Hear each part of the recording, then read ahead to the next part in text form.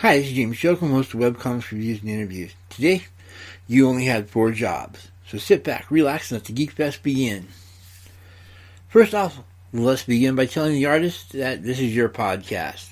We'll be dealing with basically the 4 jobs that every comic artist should know about, and probably does most of them. But let's talk to the writers first, and then we'll get right back to you, okay? Writers, if you have an interest in how the artistic process for your comic goes, hey, this is exactly the kind of podcast you want. We're going to be going through all 4 basic jobs of the artist and giving a few interesting tips and tricks. This is going to be vital for you, for your understanding in terms of how to basically deal with these artists and how to make life easier for them. Clue, figure out how to do thumbnails.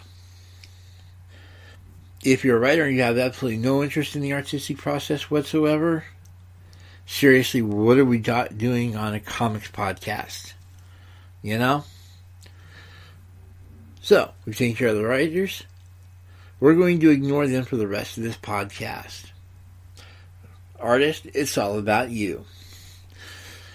Now, I know it sounds a little bit weird to be looking at the 4 basic jobs that you as an artist have as far as the comic goes, but trust me, we'll be looking at some interesting tips and tricks and how to make your life a lot easier.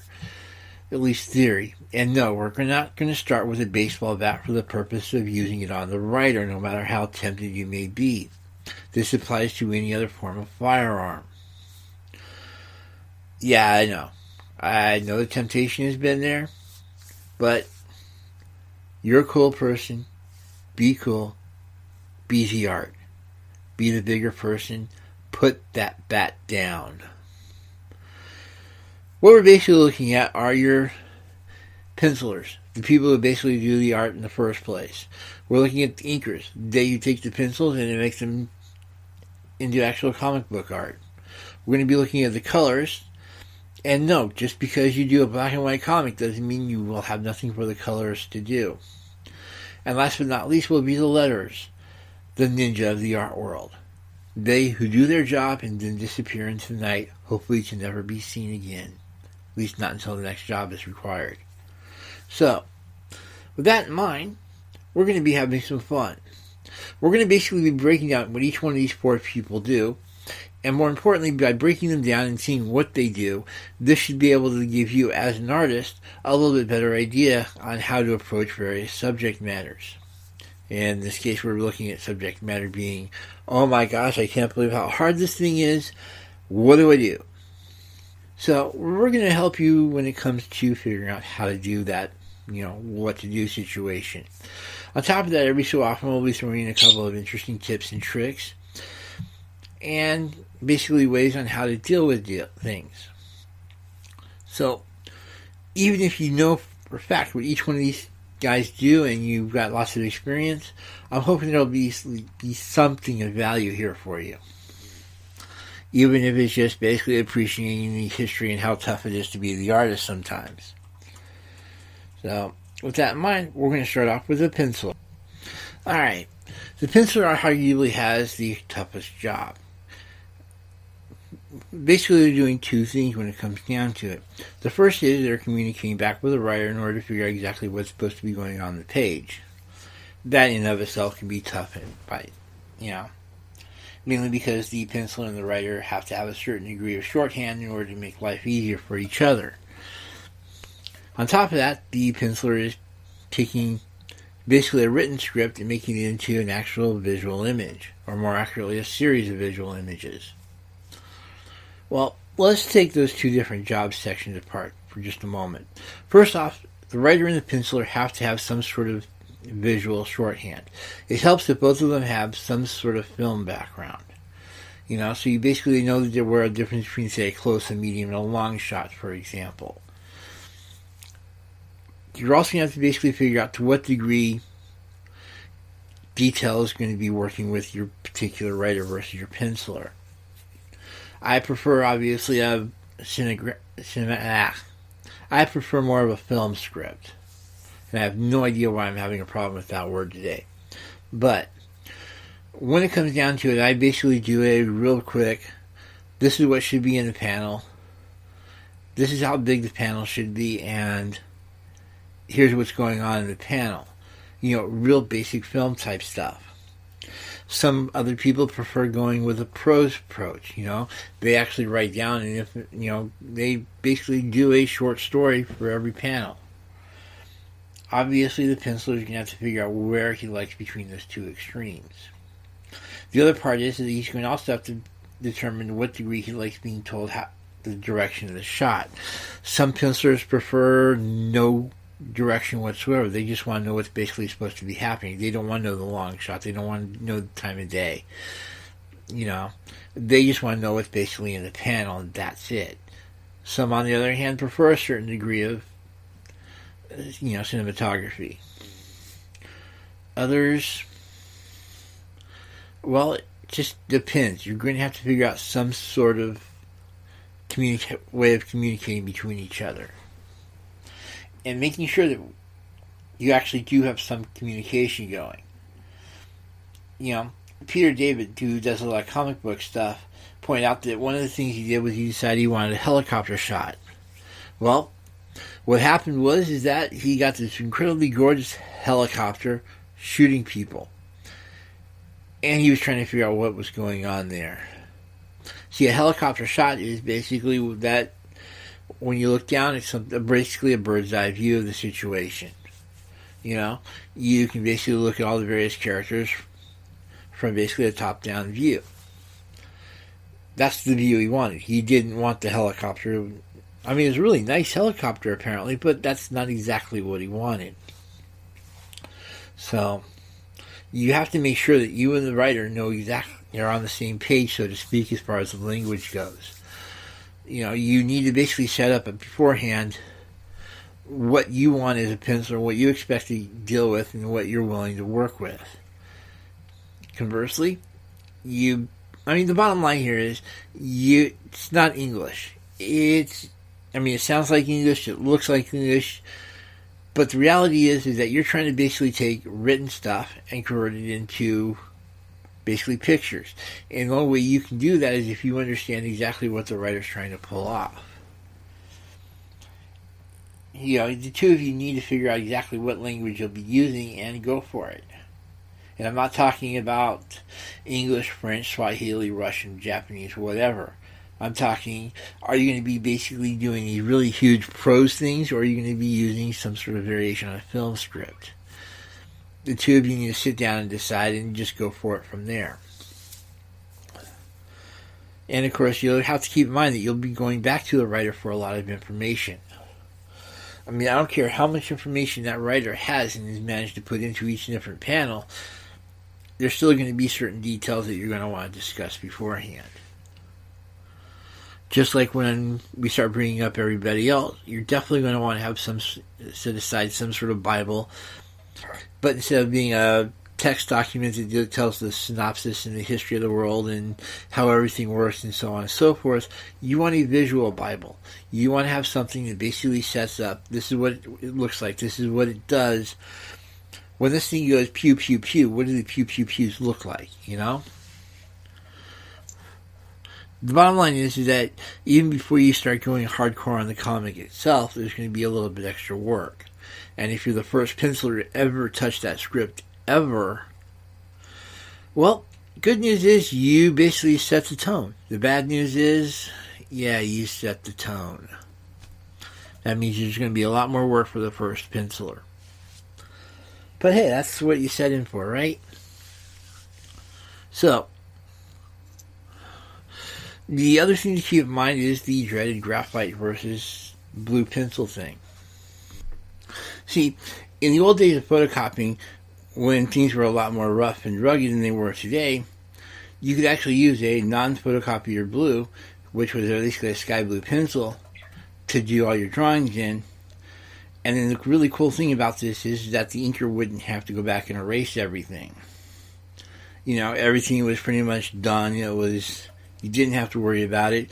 And the cool thing is that because the pencil was so light, it just didn't get photocopied. Yeah, I know that sounds like a minor advantage, but when you're basically looking at a a high stress situation where you need a high turnaround, not having to erase things is a major advantage. And in fact, if you you can still use a photocopier blue as far as the straight pencils go, scan them into the computer. Just keep in mind that you may not, it's easier for the pencil to disappear on you.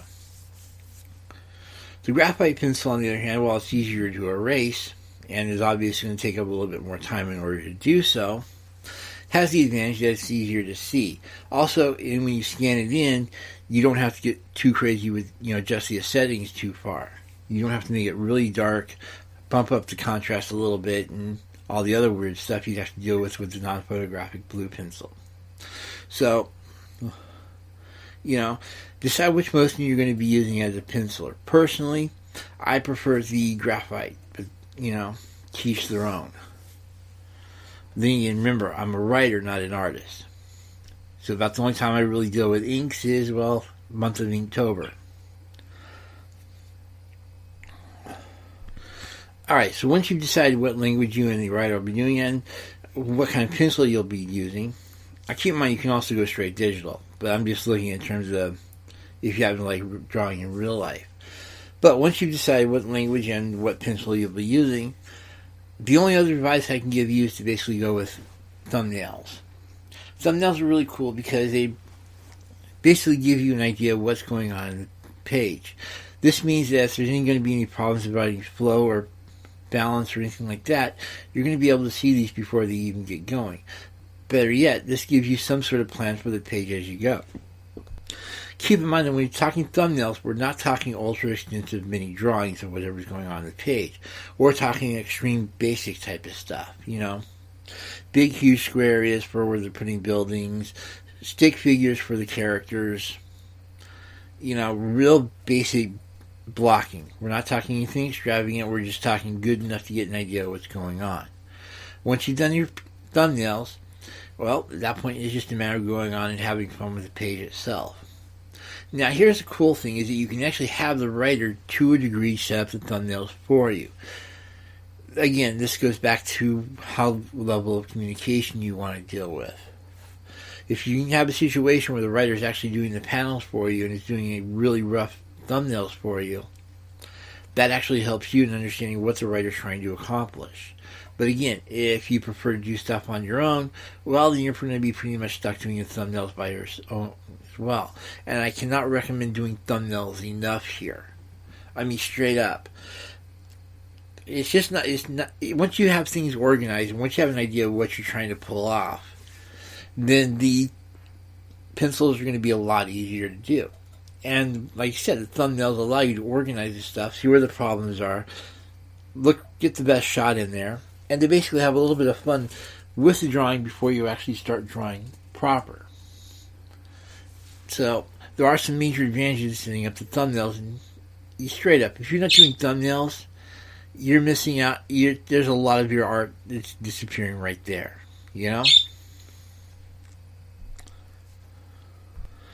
The only other thing I can suggest is to basically go from forward to back. That is, do the stuff that's in the foreground and go all the way to the stuff in the background. What this is going to do is it's going to make your life easier on so many levels. First off, you're not going to have to basically be doing all these really bizarre lines everywhere and having to erase everything as you go. And basically, you're just going to streamline your process. You're going to know where everybody is. You're going to basically know how they're interacting with stuff. And then you can basically go from forward to back. You can do the cute little card that's supposed to be in front of the heroes. You can then do the heroes fighting. Then you can go ahead and do the buildings behind the heroes. Or, of course, you can take the approach, say, hey, screw it. I'm not going to have to deal with all the inking of this, and just leave all that lineage for the inker to deal with. Yes, he'll appreciate your building to go through the people and that sort of thing, but, he can deal with that, right? He's not going to complain about it. So obviously, if you're inking this as soon as you're done your penciling, you're going to want to do as many shortcuts as you possibly can. And by going from forward to back, hey, you've just saved a lot of stress on yourself. So, just something to consider. Now, the inker has a little more complicated job than what it looks like. For some bizarre reason, a lot of people think that the inker just traces stuff. These people are morons. What the inker is doing is that he's essentially taking the rough draft of the pencils and making more of a finished product. And believe it or not, there's actually a lot of weirdness as far as what he's actually doing. He's not just tracing stuff. What he's doing, he's making some legitimate artistic decisions on which lines stay and which lines go. On top of that, once he's decided which lines go and which ones stay, he's going to basically at that point be throwing in a little bit of extra detail here and there. He's going to go from these are what the generalized hair looks like to actually doing actual hair. He may add in some pimples. He may add in some stippling. He may add, he's going to throw in some buildings, make them a little bit darker here and there. He's going to make them a little bit more reflective here and there. He's just going to have all sorts of fun. That is, he's going to use the pencils as a stepping off point, and he's actually going to create some stuff. So there's a lot of artistic development when it comes to what the inker does. On top of that, the inker is going to be more or less setting the mood. That is, he's going to take the basic pencils that he started off with, and he's going to throw in a little bit of shadowing, a little bit of line thickness variance, and overall he's going to create something really cool. What this basically means is that if you take two inkers and you give them the same pencils, you're going to get two entirely different comics. And that's cool. That's sort of interesting to see what they'll do with it. After all, you basically have talked to these people ahead of time, decide, hey, this is what we're trying for. Please keep that in mind when you do your inks. I mean, it's just a great inker can really do some great stuff with the pencils. Conversely, a really bad inker can somebody who should not be trusted with pencils in the first place. The bottom line here is to understand that the inker is not just tracing. He's actually taking the pencils as a stepping off point and actually having some fun on his own. He's actually an artist in his own right. Even if he is basing it off of somebody else's art, he's still nonetheless having to do a lot of stuff to elevate the rest of the comic. Basically, inking in and of itself is an art form that's just totally awesome to watch. With that in mind, there's going to be throwing a couple of basic tips at you. The first off, like I said, line thickness. Vary it. Please, please, please, please, please, please vary it. The biggest problem I have as a reviewer is when I start seeing somebody who's done some really great art, some really great writing, and every possible line is exactly the same length or the same thickness. You're going to find out really quick that by taking advantage of the fact that you can actually change the thickness of a line, you can differentiate your characters from the background a little bit more. You can differentiate objects from each other a lot more, and essentially turn what's a flat picture and actually give it a little bit of 3D. Even if it's just real basic stuff. A few extra shadows here and there. Putting a thicker line around an object rather than the lines within that object. And yeah, you've got some really cool stuff going on as far as making it look just a little bit more real. So I cannot stress the advantage of going with different line thicknesses. I mean, seriously, I've been seeing some incredible artwork, but it was just flat. It was just plain, You couldn't really differentiate between the character and the background, and it's just... Yeah, I can't emphasize enough the importance of a good variant line. Yeah, I know, I'm looking at this like, legs or something. Give me some sexy lineage. But, please do. It's going to make your art look a whole lot better. The only other major advantage I can suggest is when you actually scan it in yourself. When you actually scan it in. If you're going to scan it in, that is, if you ink digitally, which is cool, what you're basically, the ideal here is to actually set up your pencils as a bottom layer and then do all your inks on top of that. What this means is that you get a very clear ink. You can essentially do, when you're done, you just delete the layer. And you save so much work. As opposed to if you basically had to, were crazy enough and you did all your inks on the same layer as the pencils. I just don't see anybody in this day and age who would do something that crazy. It would just waste too much time. It doesn't make a whole lot of sense, and it doesn't take advantage of the technology. So yeah, you definitely want to do that. If, on the other hand, you're going to be doing your inking by hand, at that point, seriously debate talking to your inker about gray line versus blue. You've already heard what I said about then. If you don't mind taking a little bit extra time and doing it right and erasing all the lines, go for it. The only other thing I suggest is to bump up the contrast, bump up the darkness a little bit, and that should take care of all your stray lines when you scan it in.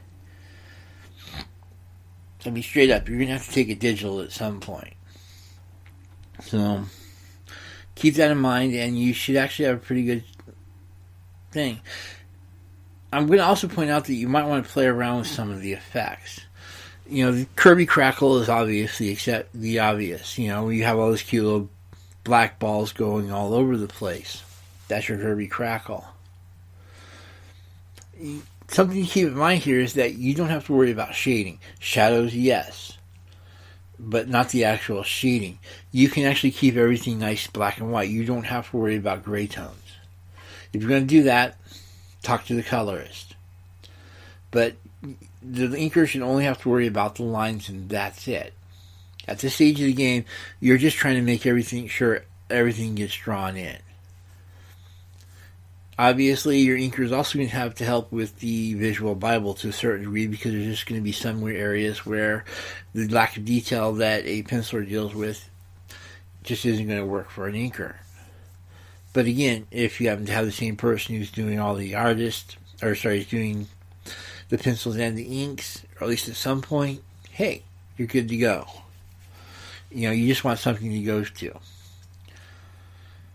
So, just have a little bit of fun with it, okay? Alright, once you're done with the inking, you're going to basically throw it over to the colorist. Now, the colorist used to have arguably one of the more complicated jobs in the known universe. If you know the history of the CAYMK, you understand what I'm talking about. Remember all those cute little colors you saw in the old-fashioned comics? Each one of those had its own little code, meaning that when you had a colorist, you'd basically have somebody prefer big areas rather than 27 different little areas that had to be colored in by themselves. This is sort of why you see a lot of the old comics have a flat appearance to them. Note also that there's also the problem that a lot of them have those heavy, thick lines. Remember what I said about varying your line thickness? Yeah, go back to the old comics and see why. But they also tended to have a lot of flat coloring. No gradients, nothing fancy, just big, huge areas that happen to be colored like green or yellow or blue or whatever. And each one of these had its own little CMYK number attached to it. What that basically means is that you were looking at cyan, magenta, yellow, and black. And yes, there's a reason for black being just a K. There was a possibility it could have been confused with cyan, which is also known as blue. So by keeping no B's there, you could actually go cyan versus black. But that's a minor digression. Each one of the colors would have its own CMY code. If you wanted a pale yellow, you'd be dealing with a Y25. If you wanted a very thick yellow, Y100. And when you started getting other colors, well, at that point you'd be varying the numbers. So if you wanted a green, you'd want something like a C50Y50. Something that was a little bit blue, a little bit green, or a little bit yellow, And of course, if you wanted them darker or lighter, you'd be throwing in a little bit of K in there as well. So if you wanted something that was a little bit darker, you know, a K25, K50 if you wanted something that was ridiculously dark, K75, and if you wanted something that was just straight black, K100. You know, the key here is that each one of those colors had to be represented by a particular code. And as we've gotten more into digital coloring, well, a lot of people don't have to worry about those codes anymore. It's just basically establishing what the overall color scheme looks like and going from there. And again, this is where it's going to help to have some sort of actual visual Bible set up. I cannot emphasize the visual Bible enough, and expect you mention it quite a few times yet. But the key here is that the colorist will take the black and white inks and do whatever it needs to add the color. Now keep in mind, for the purposes of this discussion, I'm looking at gray tones being equivalent to color. For all intents and purposes, because they tend to change the texture a little bit, help to differentiate between characters, so on and so forth.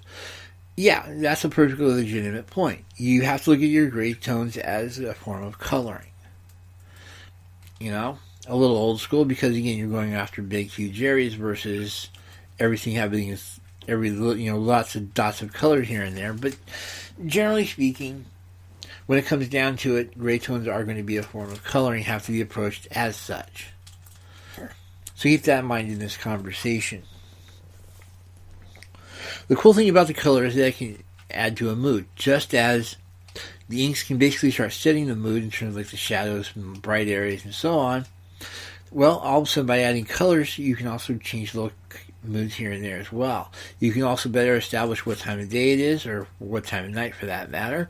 You can add a little bit of depression feel. You can make things a little bit more cheerful, and so on and so forth, just by changing the colors a little bit. You know, if I want to make everything look a little bit more towards, say, sunrise or sunset, I want to make everything just look a little bit redder. If I want the characters themselves to be, you know, a little bit more shy, a little bit more easily flustered, hey, I'll put a little bit more red into their skin tones. You know, you get the idea. The colorist has a lot of really cool power, and the concept here is by using the color, they can do a lot of really great things for your comic. And yes, this applies to gray tones as well. Obviously, you know, the sunset will be more of a grayish for everything. It will be the same color grayish for everything. It'll be, which make it look a little overcast. But, you know, and of course the shadows will be changed and so on and so forth. But the bottom line is, even with gray tones, you can affect a lot of the same basic mood shifts that you can with basic color. Sort of a cool trick. The other thing that the colorist will deal with will be separations. Again, if we're looking at old school, what would happen is you'd actually have 4 bits of every comic, except for a black and white one, would have 4 different layers of basically photographic paper attached. You know, photographic film that you got really annoyed with? Well, yeah. The old school, what would happen is that the colorist would go back into a dark room, or more accurately, would go into a photography room, and would basically separate each one of the colors into a cyan, yellow, a magenta, and into a black skin. And then when these were sent to the printer, each one of these would be combined, and that printer would then be able to take this photographic paper and, well, deal with it that way. Yeah, things are a lot better now. We're doing everything digitally, at least as much as possible. However, you nonetheless have some people who want the separations done. That falls within the purview of the colorist. So, on top of that, the colorist will also be the one who does all the flattening. That is, he'll take all the various layers and basically squish them together, and whatever happens. This means that not only does he have to deal with all the coloring issues, but he also has to make sure that there's no hidden layers. And we know your inkers, we know your other colorists. Yeah, there's always going to be hidden layers. The only problem is that when you flatten things down, sometimes those hidden layers become those layers that screw everything up. So the colorist needs to go in and make sure those hidden layers stay hidden during the entire process.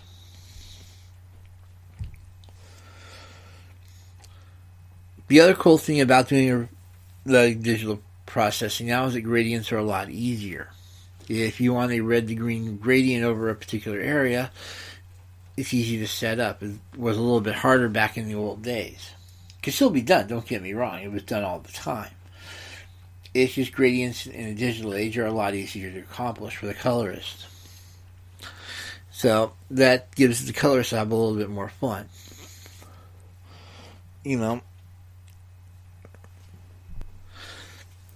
However, it also means you have to do a little bit more flight checks. The flight check being, and I can't believe how few people actually know this. The flight check is essentially just like we would if a jet was being taken over. It would be a check before flight. In this case, it would be a check before you were sending it out to whoever you were doing your printing with. So, yes, our word for the day is flight check. But, with that in mind, what the colorist needs to do right before he sends it off to the letterist is to make sure everything is consistent, that all the colors are exactly where they need to be, and he ideally needs to check it against your visual Bible in order to make sure everything looks exactly how it's supposed to be looking. He should also be looking for any obvious flaws, any other potential problems, so on and so forth. Yeah, basically what I'm trying to point out is that your colorist should basically be the last person to take a look at the comic before it gets lettered. And then when it gets lettered, somebody should be looking over it again just to make sure. Even if it's just a real brief check. Trust me, you'd be surprised at how even the smallest details that creep in and can really screw things up. Short history. Words that have been hidden in there by the inker. Pictures that have been hidden by the inker. Weird coloring combinations by the colorist. And so on and so forth, that were supposed to be funny, that were supposed to be some sort of political point but they weren't supposed to be in there. That inkers can be very weird people, and if you think inkers can be colorists can pretty much put them to shame. The bottom line here is that the comic needs to be looked over for consistency as well as appearance, and to make sure nothing weird's popped in that shouldn't be there. Yes, Batman, we're looking at you. And you know what we're looking for, you shameful perverts. Obviously, the letter is the last person we'll be dealing with. Ideally, like I pointed out at the beginning of this, the letter is the ninja of the comic book world. They get in, they do the job, and then they disappear back into the night. Yeah, I know, it's a little oversimplified, but trust me, it's a pretty good analogy for what you want the letter to be. That is, you want everything to be clear, concise, and you want to be able to tell the difference between the different characters if at all possible, but it's not necessary. There are some really neat tricks that a letter can do, and before we get going on to the word balloons, keep in mind the letter's job is going to be a little bit more complicated than just the word balloons. But we'll get to that in a moment. The real quick version is that the letter used to be that they'd go in and actually write stuff in there.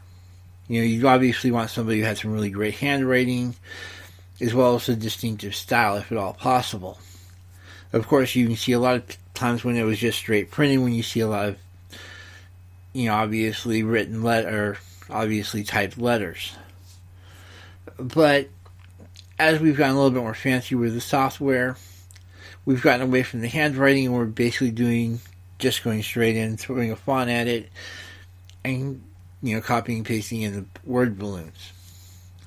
Well, it doesn't mean that the letter's current job has to be incredibly boring. There's a lot more to it than just letting and kerning. First off, especially when you start looking exactly what all you can do with word balloons, especially if we're looking at, say, Supernaturals, where you have all these demons with different speech patterns and different fonts and different word balloons and so on and so forth. Technically, all those word balloons still fall within the realm of what the letter is supposed to do. What this means is that when you start doing your pencils right off the beginning, you're going to need to leave a little bit of room for your letter to have some fun. And when the letter gets done, you'll have a little bit of fun, have some serious fun in some cases, and you'll come out with a really great, easy to understand comic. So, when it comes down to it, there's some really neat tricks for a letter that you can use. First off, obviously, if you got a situation where you've got a lot of, well, let's deal with the 3-word balloons. Obviously, a letter is going to be able to have a difference between what a character is thinking, between what they're saying, and what they're yelling. Those are your 3 basic word balloons.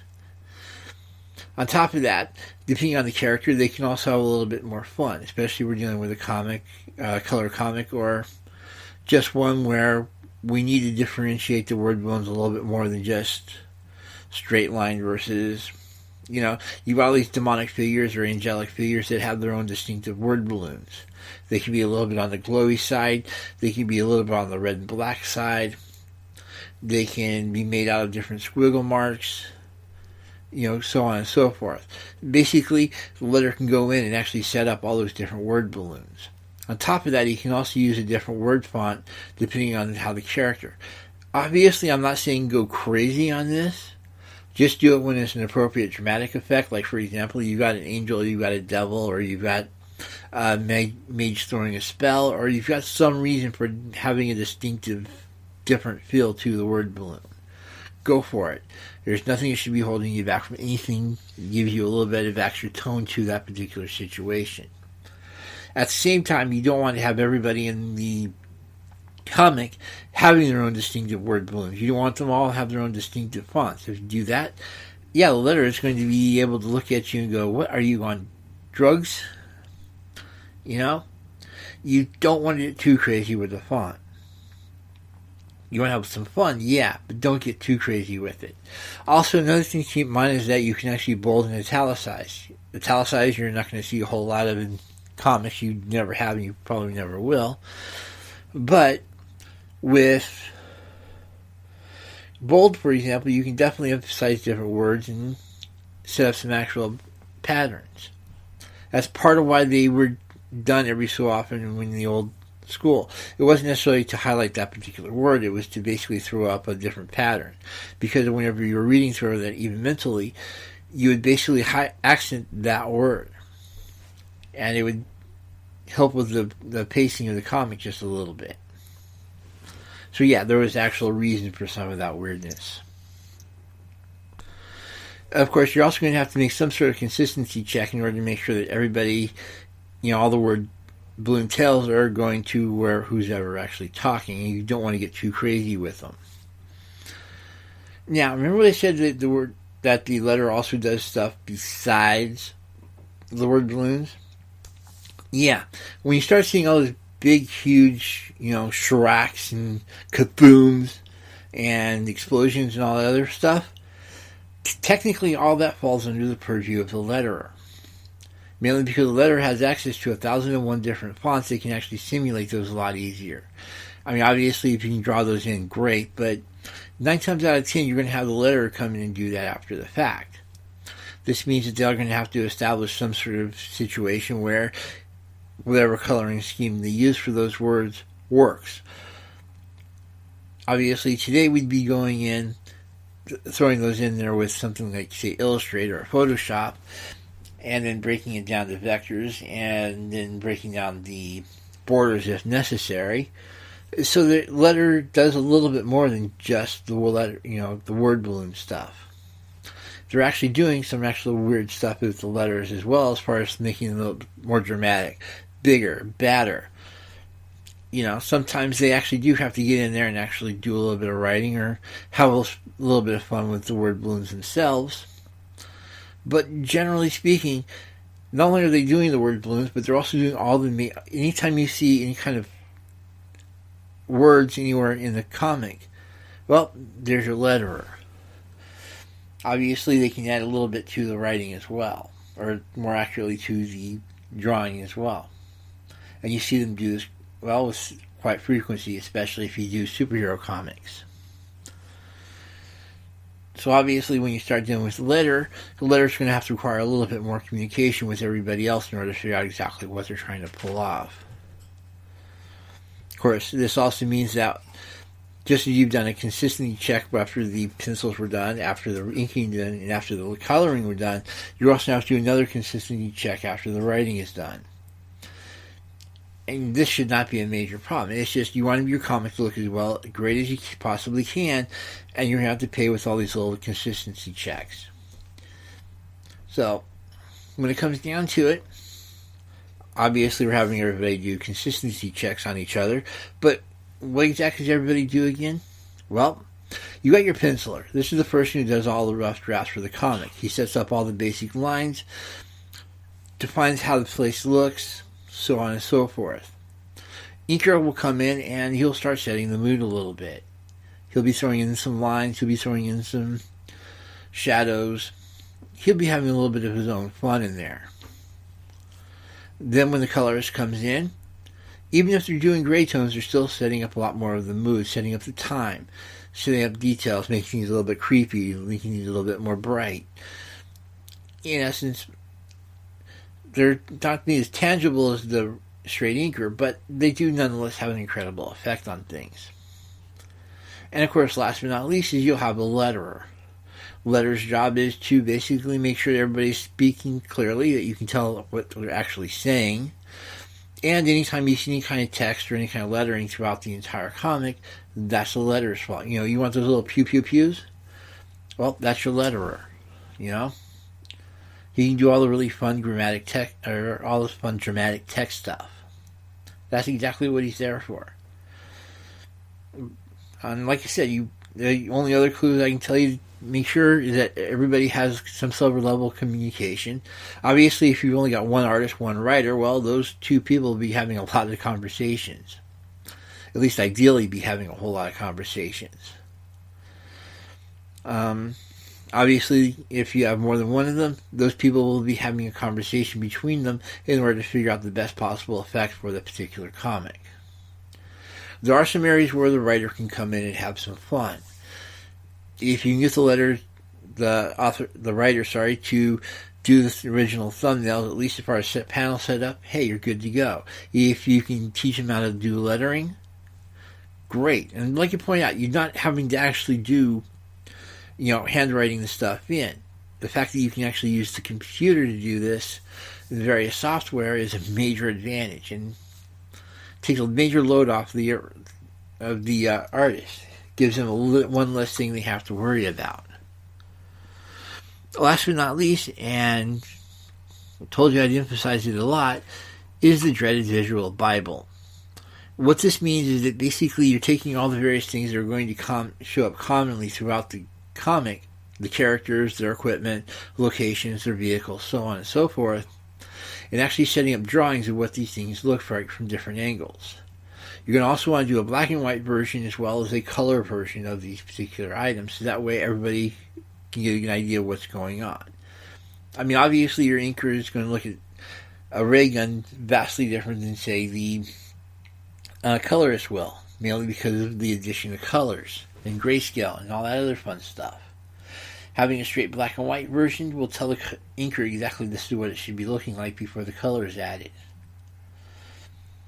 Yeah, I know, it's minor stuff, but it's stuff that can basically, that any kind of time you can add organization to the situation, it actually enhances what everybody's doing. You're doing good. There's nothing wrong with throwing in a Bible or some additional text or anything like that. Anytime you have a detail that's going to be consistent, you want to have a record of it somewhere, so that way anybody can come in and check, see what's going on. And therefore it really helps with the consistency checks later on. So, and that pretty much sums it up. If this has been used to you, hey, go see us over at the Patreon page at patreon.com/twosparrows, TWO, and you'll see a lot of interesting tips and tricks on how to get things done. Other than that, have a great day, and I will talk to you later.